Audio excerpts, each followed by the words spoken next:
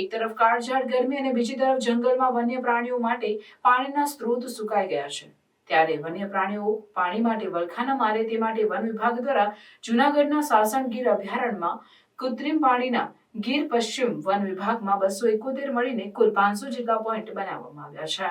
ઉનાળાની શરૂઆત થઈ ચૂકી છે અને ગરમી બફારો દિવસે ને દિવસે વધી રહ્યો છે, જેમાં પાણીના સ્ત્રોત હવે જંગલમાં સુકાવા લાગ્યા છે. ત્યારે સિંહ સહિતના વન્ય પ્રાણીઓ માટે વન વિભાગ દ્વારા કૃત્રિમ પાણીના પોઈન્ટ બનાવવામાં આવ્યા છે. અગાઉના વર્ષોમાં અવેડા જેવા પાણીના પોઈન્ટ બનાવવામાં આવ્યા હતા, પરંતુ હવે જંગલમાં પણ રકાબી જેવા પાણીના પોઈન્ટ બનાવવામાં આવ્યા છે, જેથી કીડીથી લઈને સિંહ સુધીના તમામ જીવજંતુ અને પ્રાણીઓને પૂરતું પાણી મળી રહે તેવી વ્યવસ્થા રાખવામાં આવી છે.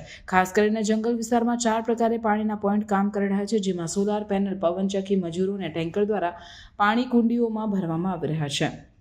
ગીર જંગલમાં દર 2 થી 3 કિલોમીટર વચ્ચે આવી કુંડી બનાવવામાં આવી છે, તેમજ આ કુંડીઓમાં સમયાંતરે પાણી તેમાં નાખવામાં આવે છે. પાણીની કુંડીઓ પાસે સોડિયમ ઈંટ મૂકવામાં આવે છે, જેથી વન્ય પ્રાણીઓ અને તેની જરૂરિયાત મુજબ સોડિયમ ઈંટને છાંટીને તેમાંથી પૂરતું સોડિયમ મેળવી શકે છે. આમ પવનચક્કી, સોલારથી અને ટેન્કરો મારફત જીવજંતુ તેમજ વન્ય પ્રાણીઓને પાણીની કોઈ તકલીફ ન પડે તે માટે વન વિભાગનો 500થી વધુ સ્ટાફ સજ્જ છે. આમ ગીર અભયારણ્યમાં વસતા પ્રાણીઓ માટે કૃત્રિમ પાણીના સ્ત્રોતની સુવિધા ઊભી કરવામાં આવે છે. આ સુવિધા જ્યાં સુધી સારો ન થાય વરસાદ, ત્યાં સુધી કૃત્રિમ જળાશયો બનાવી તેમાં પાણી ભરી રાખવાથી સિંહ સહિતના વન્ય પ્રાણીઓને મોટી રાહત મળે છે. અત્યારે વસંત ઋતુ ના પછી જે ઉનાળાના સિઝન શરૂ થાય છે અને જે વાતાવરણ છે એમાં પણ અત્યારે ગરમી વધારે છે, તો એના માટે જે વોટર પોઈન્ટ જેટલા છે આપણે ગીર પશ્ચિમ વન વિભાગમાં લગભગ 271 વોટર પોઈન્ટ છે. એમાં બધા વોટર પોઈન્ટ જો છે એને સાફ સફાઈ કરીને એને ચાલુ કરવામાં આવે છે. એમાં લગભગ 201 વોટર પોઈન્ટ જો છે આ સોલર ઉપર ચાલતા હોય છે અને લગભગ 32 વોટર પોઈન્ટ જો છે આપણા વિન્ડ મિલ ઉપર છે, 4 આપણે હેન્ડપંપ ઉપર છે અને લગભગ 34 જો છે આ મેન્યુઅલી ઓપરેટ થાય છે. તો એમ મળીને ટોટલ જો 271 જે વોટર પોઈન્ટ જો છે આ બધું ચાલુ કરી દેવામાં આવે છે અત્યારે, તાકી જે વન્ય પ્રાણી જો છે એને પાણીની શોધમાં જંગલથી બહાર નહીં જ આવે અને એને ત્યાં એની ખોરાક પૂરતા જો છે પાણી ત્યાં મળી જાય એના માટે.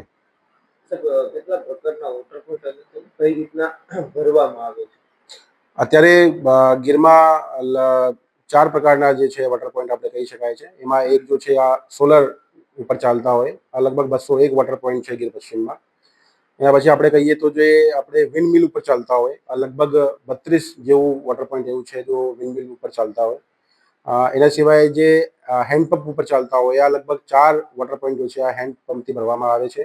અને જે થોડા દુર્ગમ વિસ્તાર છે, સુગમ્ય વિસ્તાર છે, જ્યાં આપણે થોડી પહોંચી નહીં શકાય એવી જગ્યાઓમાં મેન્યુઅલી આપણે આ વોટર પોઈન્ટ જો છે એને ભરવામાં આવે છે. આ લગભગ 34 જેવું વોટર પોઈન્ટ એવું છે જે મેન્યુઅલી આપણે ભરતા હોય છે.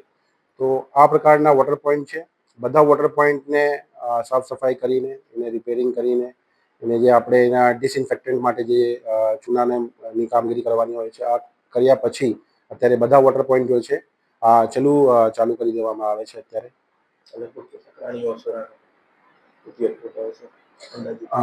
અંદાજિત આપણે ગીર પશ્ચિમ વિભાગની આપણે વાત કરીએ તો ગયા ગણતરીમાં 2020ની ગણતરીમાં આપણે 186 જેટલું સિંહ હતા ગીર પશ્ચિમની સીમામાં. તો બધા સાવજ જો છે, એના અલાવા આપણે કહીએ તો હિરણમાં પૌળા છે, સાંભર છે, નીલગાય છે, ભૂંડ છે, કાર્નિવલમાં આપણે વાત કરીએ તો દીપડા છે અને જેકોલ છે, આ બધા વન્ય પ્રાણીઓ છે આ વોટર પોઈન્ટ જો છે આ વાપરતા હોય છે અત્યારે. આપણે ગીર પશ્ચિમમાં 300થી વધારે જો છે સ્ટાફ છે અત્યારે, અને દરરોજ એના ફરજના ભાગરૂપે જે બીટ ગાર્ડ છે, ફોરેસ્ટર છે, આરએફઓ છે, એસીએફ છે અને હું ડીએસએફ તરીકે પણ જ્યારે પણ હું ફિલ્ડમાં જાઉં છું તો એક અમારા ઉનાળાના સિઝનમાં એક મુખ્ય જે આપણે ફરજ હોય છે કે વોટર પોઈન્ટ અત્યારે ચાલુ છે કે નહીં આ ચેક કરવાની. જ્યારે આપણે ખબર પડે કે સોલર પ્લેટ જો છે એમાં કોઈ મતલબ કે કોઈ પ્રોબ્લેમ છે યા વિન્ડ મિલમાં કોઈ મરમ્મતની જરૂરિયાત છે યા હેન્ડપંપ બગડી ગયા છે, તો જ્યારે આપણે ધ્યાન ઉપર આવે ત્યારે આપણે તુરંત જ એમાં એક્શન લેતા હોય અને આપણે દરરોજની ચકાસણી હોય વોટર પોઈન્ટની કે વોટર પોઈન્ટ વ્યવસ્થિત રીતે ચાલે ઉનાળામાં. એના માટે સ્ટાફ જો છે લગભગ દરરોજ જો છે વોટર પોઈન્ટની મુલાકાત લેતા હોય, એની ફોટો પાડીને નોટ કેમ ઉપર જીપીએસ સાથે આપણે ગ્રુપમાં મોકલતા હોય છે અત્યારે.